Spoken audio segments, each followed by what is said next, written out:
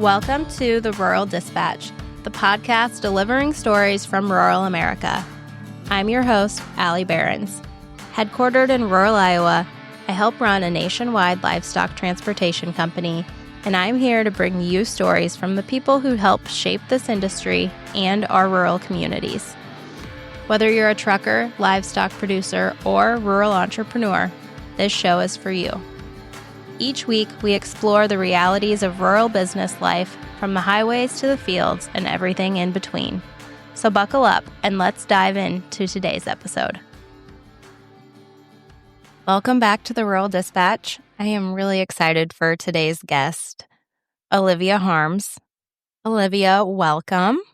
Actually, I'm going to tell you a funny story. I was talking to my dad this morning and, the typical, what do you have going on today? And all that. And I told him that I was having you on the podcast.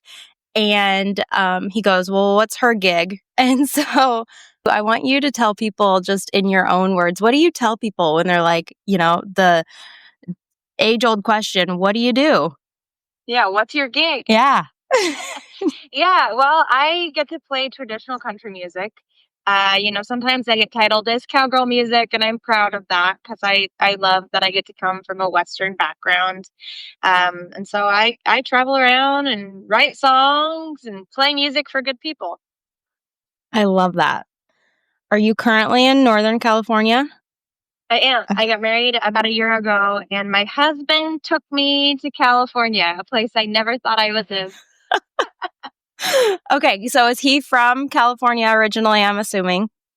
He is, yeah. His family has a ranch here, and so I always joke, like, coming from Oregon and then thinking, oh, we're above California, in more than one way. And then going to Texas and Tennessee and all over. It's funny, like, you make a plan and then God laughs at you and you end up back at the West Coast. That is so right. So you've been kind of all over the place. Yeah, I was born and raised on a ranch in Oregon. So I grew up in a small town called Canby. And the ranch has been in our family since 1872. So I think we even got Yellowstone beat, like 150 some years. That's impressive. And then I went, yeah. I mean, it's a long time to keep a piece of land in the family. So it is kind of like a fun thing for sure. And then Tennessee and Texas and I don't know, everywhere in between. Do you and your husband ranch as well?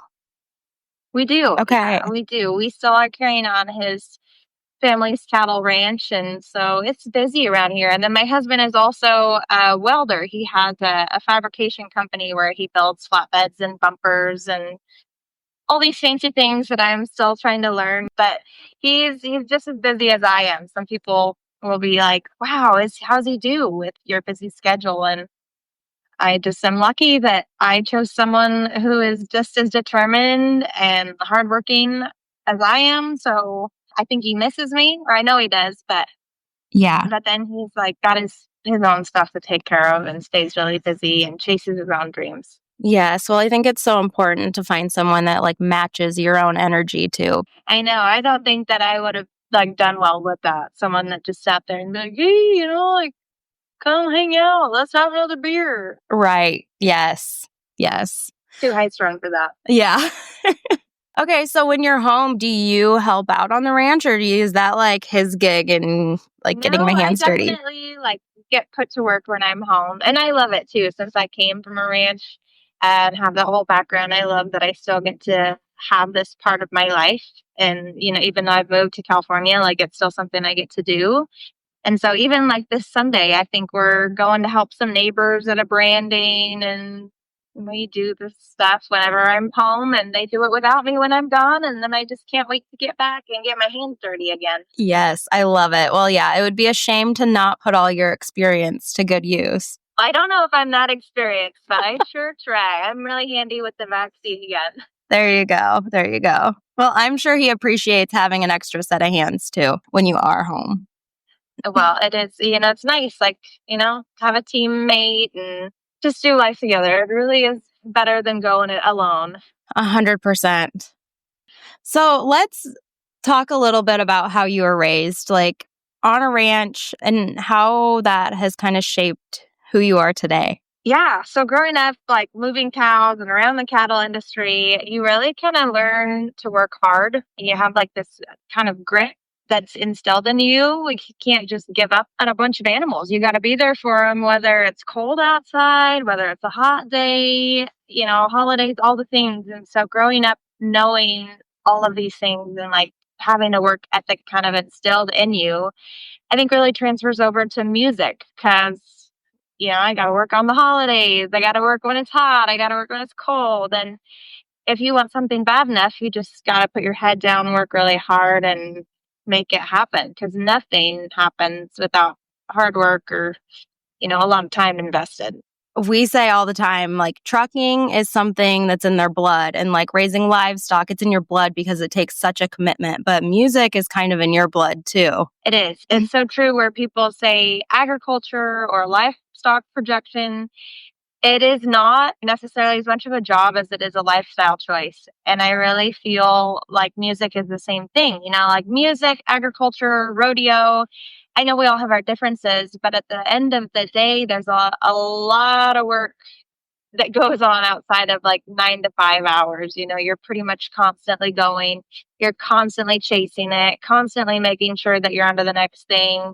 And then, like, if you're a trucker or a rodeo, then you're kind of like a musician because you go to one spot and you drive and you drive, you think you're never going to get there.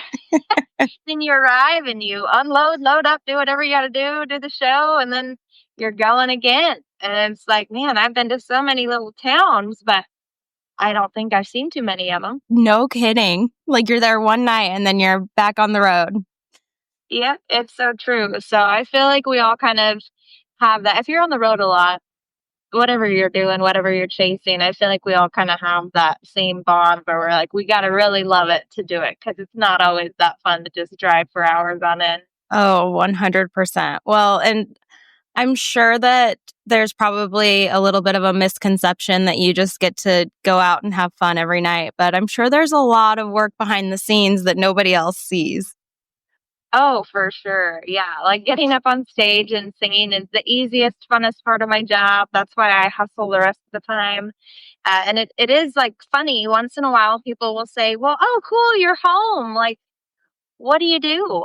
And then you're thinking, oh gosh, this is when I'm like grinding and working and I'm still 100% independent. So booking and trying to work on social media and trying to like plan logistics of tours and make sure we can get from, I don't know, like Bozeman to Sheridan in one day and make sure we're not gonna like have a 9 hour drive and no time to get there. So there's like a lot of the behind the scenes things that I feel like people don't think about and they just see you up there and like, what a fun time. You get to like have a glass of wine or a beer or whatever you're feeling like at your show and live it up.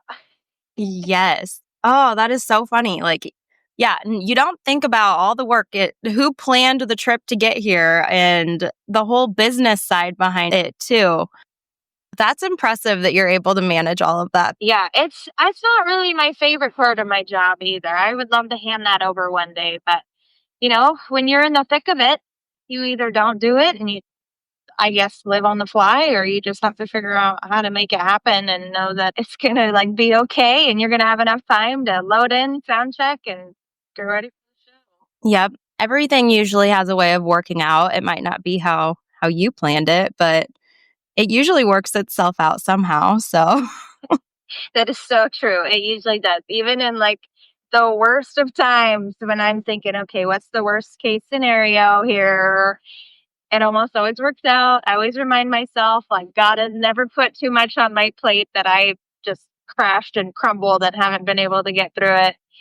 It usually always works out. okay, so are you on the road by yourself or do you have a band with you or like what's that look like? Yeah, most of the time I do have my band with me, which is super nice. I've got a great group of guys. I call them the road runners because that's really, what we do. It's on the road. Um, so they're with me like probably 70% of the time. We've gone all around the Western states all summer and, most of 2025. Next stop is going to be Las Vegas for the National Finals Rodeo. Oh, fun. So it's a big time. Yeah. And then there's like that other 30% of the time where I am traveling by myself. And, that's like one of the funny things that happens. I feel like when you get married is I used to be, and I still am, but like such an independent, like I'm going to hook up a trailer. I'm going to drive it by myself with my 2 dogs down to Texas. I'm just going to do this thing all by myself, not worried about it. And then you get like kind of used to having a husband and you're like, this is nice. Yeah. And then you're kind of a little bit less like, oh man, I gotta like go out and drive 5 hours by myself. Wow. Oh, I know. I get it. It's like, yes, I can do this by myself, but I don't really want to. Like, you kind of Yeah, get I know. spoiled. So spoiled. And I'm like, Liv, I'm kind of disappointed in myself, Like I have a little chat and I'll be like, I don't know, man. Like you're getting really spoiled here. Like the husband's just making things feel so safe, or you get in a hotel room and I'm like, I'm here by myself. I don't care that I used to do this for like 15 years all alone, and now I'm married for a year and I have all these weird, like, I'm spoiled. Yes. Oh, that's too funny. Okay, so you're technically still newlyweds, right? When do they stop calling you newlyweds? I don't know. I hope they never stop calling us newlyweds. I hope our kids one day are like, ew, our parents are so annoying. Does he ever come out on the road with you, or is he pretty much homebound with livestock? Yeah, he doesn't get to go on tours with me as often, like during the summer or when there's like calving and lots of processing go along. And then, especially with his own business too, sometimes he just gets like really bound up. But we do get to have a couple trips together a year, and he comes when he can, like for a weekend. So he'll be joining me at the National Finals Rodeo. That's one that he's like, I don't miss that one. We're going. Absolutely. It is such a good time. I mean, that's one of the only times of the year you can get me in Vegas. Otherwise, I don't care for it that much. Agree. Ugh. I only like Cowboy Vegas. Yes, I know. And like, it's just so cool to see like cowboys just take over the whole city. Yeah, I don't think anybody could really convince me to go back during normal time. Yeah, I agree. So, okay, you play over 200 shows a year. I mean, like, you're gone more than half the year then. Yeah, it's very busy, which I love. Yeah. Because I'm still chasing this thing and I'm, building it up one fan at a time. And I'm blessed that I really do love my job. So it's not like a pain to be gone. It's just a lot of dates on the road and away from home. But it keeps us nice and busy. And we get to go see all of our friends across the Western states and beyond. I mean, it does. It sounds like a lot of fun. It is a lot of fun. I can't lie about that. Until you hit like the the blown out tires and like sleeping in a different bed every night and having to pack and repack and unpack, and like some of those things maybe aren't as glamorous. They get a little bit taxing, but overall I wouldn't do it if I didn't love it. Okay, so speaking of that, you just did a closet clean out partly okay, so I told you I've been stalking your socials, so you did a closet clean out. I got on and I went shopping this morning. But like, you get to wear some fun outfits, and like, I think in one of your stories you said like, if you're going to the NFR, like, you'll want to shop this because it's fun stuff. And there it is. It's fashion like you don't see anywhere else. Maybe you see it more out west, but here in Iowa, like, we don't get to see it as much. So that is one of my favorite things, though, is just like all the outfits and the fringe and the sparkle. Oh, absolutely. Yeah. I mean, it's my favorite that all the gals get just like totally done up. And I always want to reassure gals too that there's no right or wrong way to do it. Just because one girl wants to deck out in sequins or sparkles, if you feel like really fancy and beautiful in your button down and your Wrangler jeans, there's nothing wrong with that either. Like, you should go and live it up however you feel beautiful. But if there is like a wanting to wear fringe, I think that's definitely your your time to do it. And if you want to live it up and wear some wild outfits, then Vegas is the perfect excuse. Absolutely. Yes. It's the perfect opportunity. So what is your like go-to look on stage? Are you like more flashy or more like traditional Western? I feel like it's a little bit of a mix, and I've probably, like, grown a little in the last few years. That's probably why I have some sequins in my closet clean out, because I don't really wear that as much anymore. I've leaned more towards, like, traditional, classy, what do they call it? Like Fort Worth cowgirl, where they wear the, like, little kitten heels and the slacks and, like, a blazer. I feel like I've kinda gone more that direction. Um, but, I'm not afraid to break out sparkle still if the occasion is right. Absolutely. Well, that is something that is so fun. Like, I'm sure you can just change it up, like, depending on the venue, too. Absolutely. Yeah, Yeah. there's definitely times where, if I'm playing in, like, a beer garden after a rodeo, you gotta see what the crowd is like. They might think I'm a little bit much if it's not Vegas and I show up in a sequin outfit, or, like, a lot of friends, some of those cowboys in Wyoming might be like, "What the heck is this gal doing?"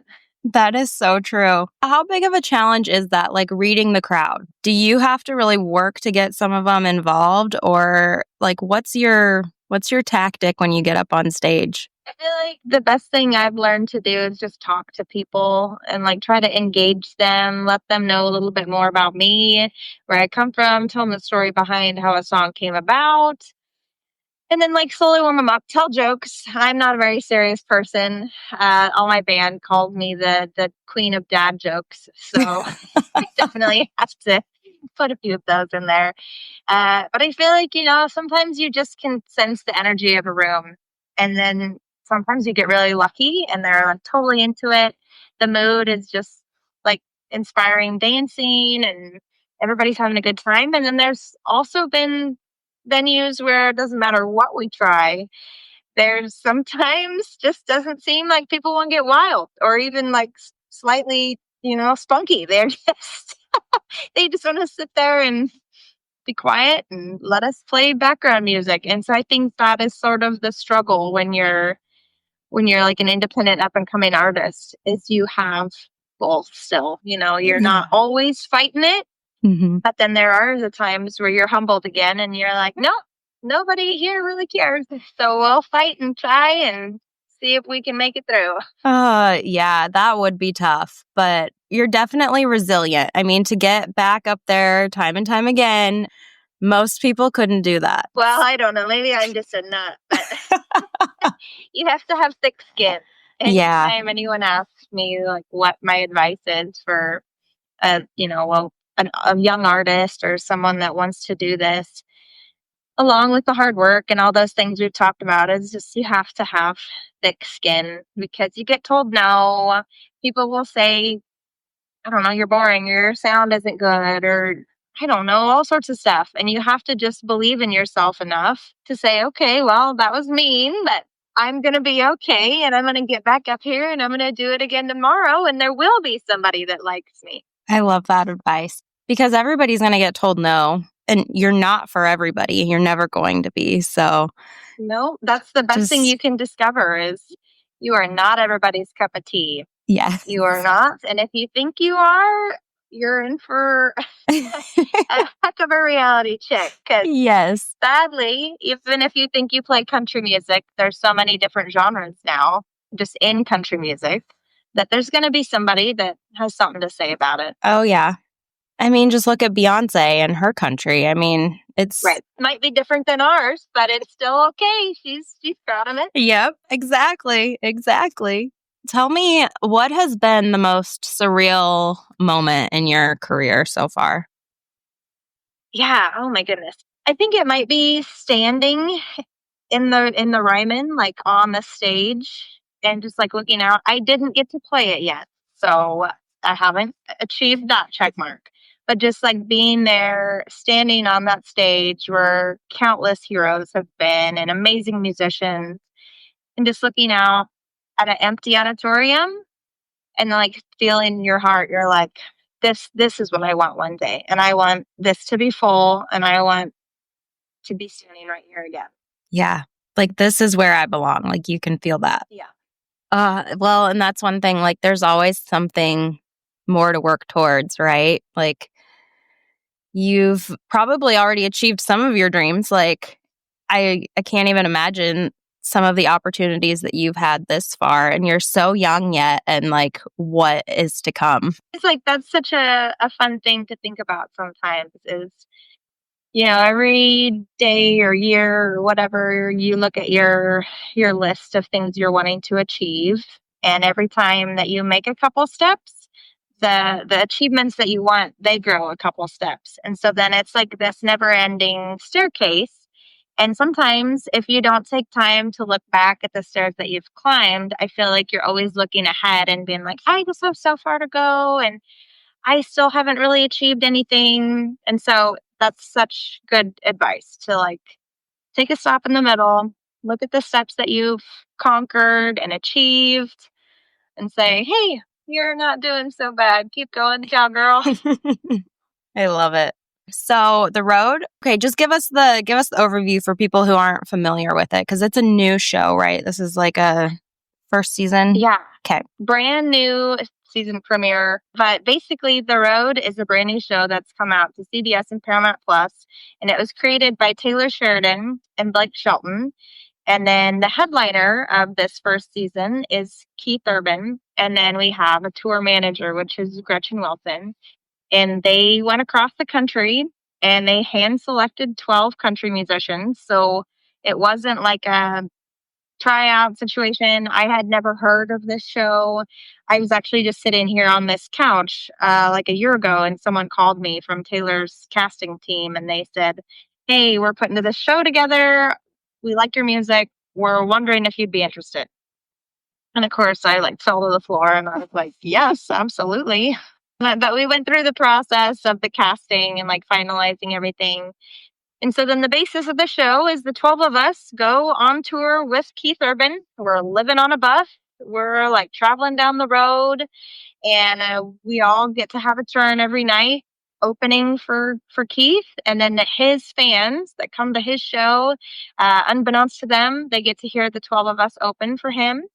And then about 10% of them get a voting device and they get to vote on who their favorite opener is for Keith Urban. And so then, from there, you just go tour stop to tour stop, and each stop, one or two of us go home.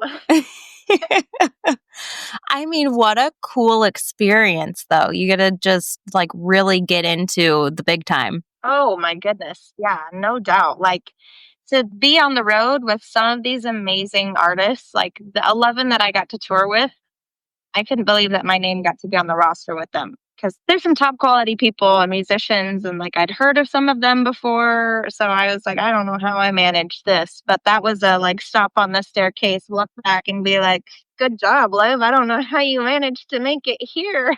It's incredible to watch. It was just a really neat experience, and I think for people at home, it's neat for them to see exactly what we touched on earlier. Like a lot of people might just see us have a good time on stage, and they're not musicians or they don't know about what it's like to travel for work maybe. So to show what it's like to be on the road and the load in and the sound check and the hard time being away from home or just going into another hotel room and all the things that we have to go through, just to go have a good time on stage every night. I think it was really enticing to me to show people and on their home TV screen what it's like for us out there on the road. What a great opportunity, and on national television. I mean, yeah, that's something that is super weird for me. I don't know that I'm ever gonna like get my little brain to totally register, because I mean it's been hard enough the first few interviews I did where people would like, tell us about your time with Blake Shelton and Keith Urban. And you're just thinking, man, I don't know how that is even a sentence that I am going to say. Right. Yeah. Oh, okay. So did you watch yourself back on TV? I did. Okay. I did. Yeah. I was like very interested in seeing how it all came about and like how I was perceived and presented. And so they actually had an exclusive premiere in Nashville on October 14th. And my husband flew into Nashville and he was able to get away for a couple of days. So he came with me. And after the little performance that they had us all do, we got to watch the premiere before it officially came out. And so that was nice that I got to see how they edited it, how they made me look, all those things before we had a big watch party at the ranch on the 19th. So if I had to, I could have canceled the party if I looked really Right. bad. Oh, that's funny. But yeah, I mean, you never know. I mean, yeah, you never know. I definitely had that moment where I was thinking, I hope this isn't like The Bachelor or The Bachelorette, because I can't lie to anybody. I love a little bit of good trash TV sometimes. And so I was watching and I'm like, I know all those gals and guys aren't bad.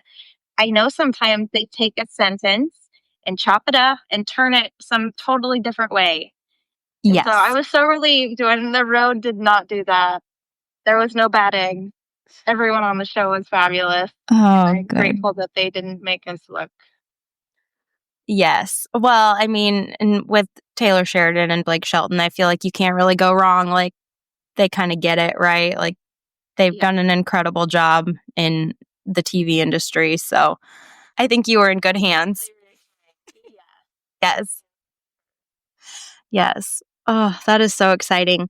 So, what else? What's next? What's coming up for 2026? Anything exciting that you want to share? Yeah, we got lots of new music coming out. You do? Yeah, I think I'm done with the singles for now. I've put out a couple, and there's one more in 2025 coming out. But I'm ready to do an album again. My heart as a songwriter loves putting out a full album that's like a whole story in 40 minutes. And so I think we're going to have a whole new album coming out in 2026. So stay tuned for new Olivia Harms music. Oh, that's so exciting. And people can find your music on Spotify. Yeah, wherever they like to listen. Okay. They can find me, or they can join you and follow me on Instagram. Yeah. Kind of crazy adventures I'm up to, or listen to me ramble on. So there's plenty of places where you can follow along and see what I'm up to. Awesome. I love it.